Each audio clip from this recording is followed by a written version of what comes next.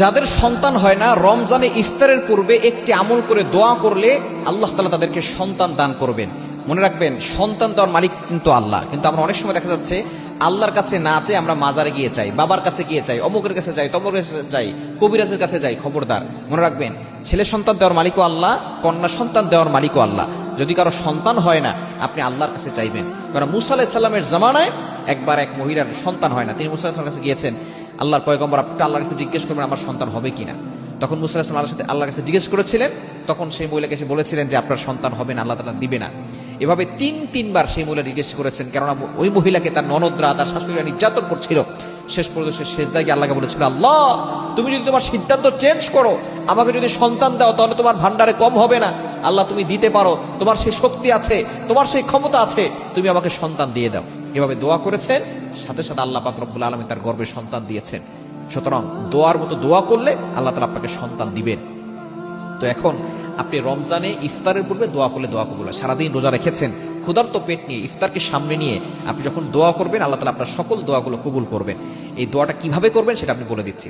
আপনি কোরআনের একটি আয়াত পড়বেন, প্রথমে 11 বার দুরূদ শরীফ পড়বেন। আমরা নামাজে দুরূদ শরীফ পড়ি, ইফতারকে সামনে নিয়ে একটু আগে বসবেন, ইফতারকে সামনে নিয়ে আপনি প্রথমে 11 বার দুরূদ শরীফ পড়বেন, দুরূদ ইব্রাহিম যেটা নামাজে পড়ি। এরপরে 11 বার ইস্তেগফার করবেন, কারণ ইস্তেগফারের অনেক ফজিলত রয়েছে, ইস্তেগফারের ফজিলত অনেক বেশি।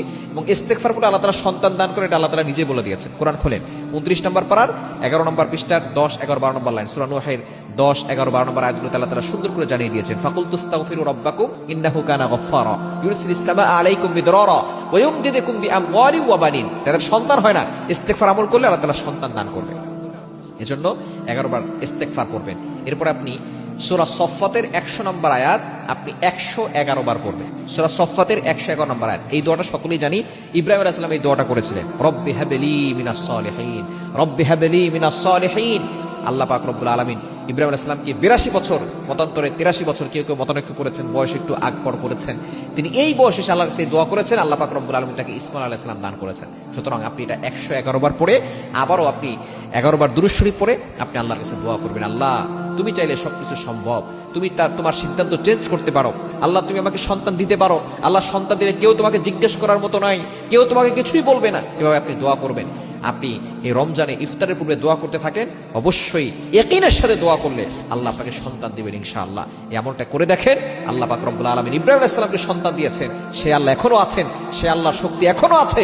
এবং এই দোয়াটা আল্লাহ তাআলা কোরআনে কোট করে দিয়েছেন, রব্বি হাবলি মিনাস সালিহিন, যাতে করে পরবর্তী মানুষগুলো এই কোরআনের মাধ্যমে, কোরআনের আয়াতের মাধ্যমে আমল করে তারাও আল্লাহর কাছ থেকে সন্তান চেয়ে নিতে পারে। এজন্য আপনি এই দোয়াটা বেশি বেশি করেন রমজানে ইফতারের পূর্বে, দেখবেন আল্লাহ তাআলা আপনার সকল দোয়াগুলো কবুল করবেন, আল্লাহ আপনাকে সন্তান দান করবে।